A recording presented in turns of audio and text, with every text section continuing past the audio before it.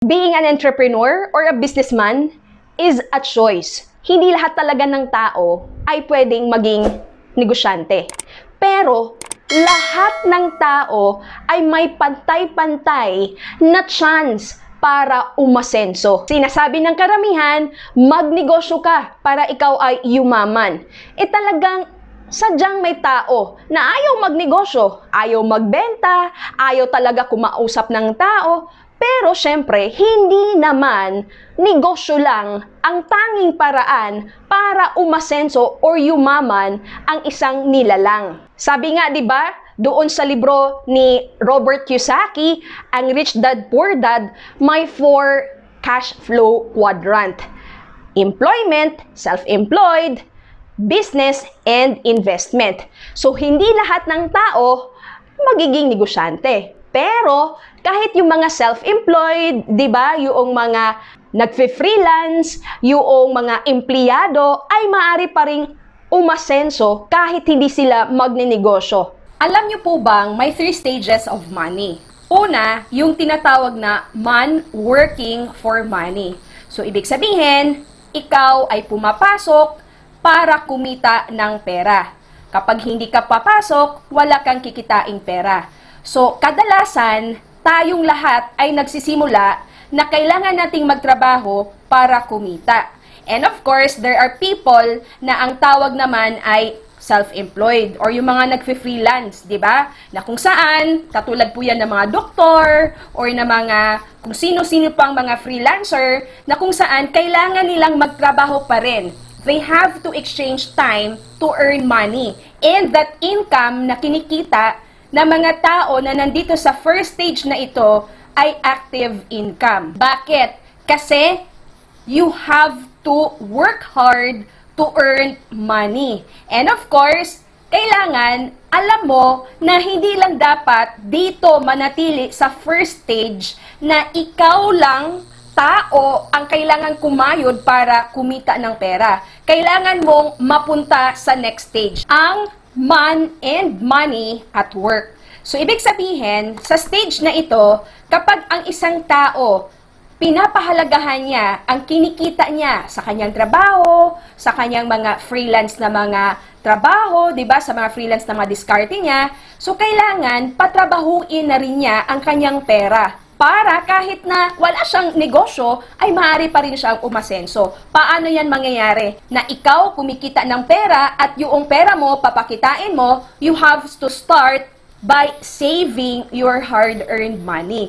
You have to do the concept, the pay yourself first, na kung saan matuto ka na mag-ipon muna bago gumastos. Kasi marami po ang mga empleyado nahihirapan na mag-ipon, na hindi talaga sila umaasenso dahil hindi sila marunong mag-save nung kanilang perang kinikita. Para mapunta ka sa stage na kung saan ikaw kumikita ng pera at ang pera ay maaari din namang magtrabaho for you, you have to make sure na doon sa iyong sinasahod, meron ka na kaagad na i-allocate. Bayaran mo ang iyong sarili, ang iyong future self. At least 20% ilagay mo na sa savings. Now, hindi naman po lalago yung savings mo kung ito ay nakalagay lang sa alkansya. So, you have to make sure kapag ka nagsisave or nag-iipon ka na, you have to invest that money. Ngayon, ang tanong, saan ka mag-i-invest para ikaw na kumikita sa sahod mo, yung sahod mo, iniipon at yung ipon, ini-invest mo, you have to make sure na ikakalat mo to sa iba't ibang investments na maaaring lumago ang iyong pera. Halimbawa na lamang, bibili ka ng stocks, ng shares, ng mga blue chip companies, or sa mga tinatawag na mutual fund investment na kung saan nakikibakas ka doon sa mga blue chip companies na ito at hindi ikaw ang magmamanage kung hindi yung fund manager. So, ibig sabihin, ito yung basic na paraan para magiging kasosyo ka noong mga malalaking negosyo dito. Of course, ang initial na investment dito ay 1,000 pesos for mutual fund. So, ibig sabihin, doon sa sahod mo, meron kang nilagay na halimbawa 1,000 or 2,000 or 3,000 sa mutual fund investment. Ibig sabihin, hinayaan mo or you let your money grow in that investment instruments. Of course, meron pang mga investment na kahit empleyado ka, ay pwede ka rin namang maglagay ng iyong pera.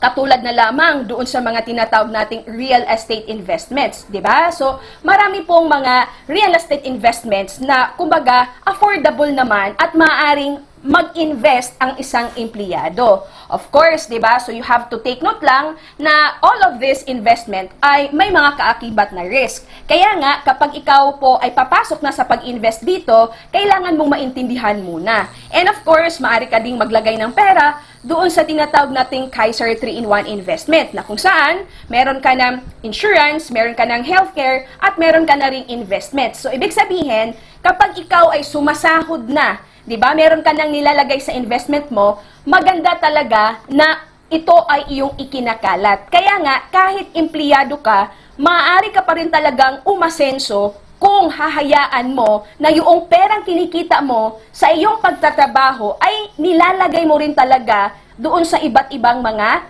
investment instruments. At ang pangatlo na stage, ito na yon. Ibig sabihin, dumating ka na sa punto na umasenso ka na kahit ikaw ay empleyado. Pera na ang nagtatrabaho for you. Yung itinanim mo na pera noong sumasahod ka pa, ito na po yung namumunga na siya. So, ibig sabihin, nangungulekta ka na lang from different investment na kung saan naglagay ka ng iyong pera. So, ito na yung tinatawag na you are now earning passive income from all of your investments. So, meron ka ng kita from your mutual fund, meron ka ng kita sa iyong Kaiser Saving Program, meron ka ng kita sa iyong mga real estate investments. So, this will happen over time. Hindi po mangyayari na ang pera ng tao ay bigla na lang kikita at lumago din ng bigla-biglaan. Yung pagkakaroon ng passive income, this will happen, of course, kung yung active income mo ngayon, yung sinasahod mo ngayon, ay iyon ang itinanim, balang araw, talagang aanihin mo yan, passive income na ang tawag dyan. And of course, ang kailangan talaga dito, meron kang disiplina at consistent ka doon sa ginagawa mong pagtatanim. Yung sinabayan mo talaga na noong ikaw ay sumasahod, talagang isinabay mo na meron ka talagang pera na nilalagay sa investment mo at talagang darating ka sa stage na ang pera na ang nagtatrabaho for you. So ito po ay maaring gawin ng kahit na sino na talagang aasenso siya na kahit na walang negosyo. Bakit? Kasi hindi lang naman negosyo talaga ang dahilan para pwede tayong yumaman. Basta, ang bawat empleyado, kung gagawin niya talaga, mag-invest siya ng panahon para matuto at yung naintindihan niya doon sa financial education, which is the best investment na gagawin ng isang tao, ng isang empleyado para umasenso, yung kaalaman, tamang kaalaman para yung kinikita niyang pera ay magtatrabaho para sa kanya. Kahit hindi ka magnegosyo, pero you let your money work for you through investing, aba, malaki ang chance. Talagang posibleng umasenso at yumaman ka rin, kaibigan.